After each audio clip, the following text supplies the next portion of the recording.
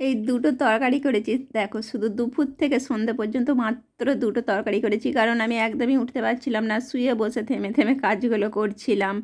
আর তা সত্ত্বেও আমি এই অবস্থাতে কি বলবো বুঝতে পারছি না, ঘুগনি আর লুচি করব বলে না কলাই ভিজুচ্ছি, কারণ আমাকে মানে আর বলার আমি নিজে কি ভাষা পাচ্ছি না।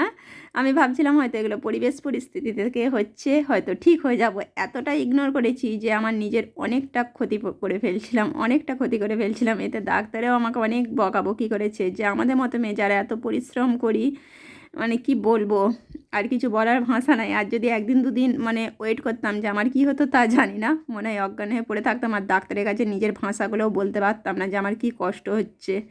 তখন তোমরা আবার আমাকে আগের মতো হয়তো বিছানাতেই দেখতে পেতে। সেই কারণে আগে আমি এইরকম গাফিলতিতে না আমার পুরো শরীর মানে মৃত্যুর দিকে নিয়ে গিয়েছিলাম, সেটাই আবার করছিলাম। যাই হোক, এখন মেডিসিন খেয়েছি, ভালো আছি, তাতেও টুকি টুকি দেখো।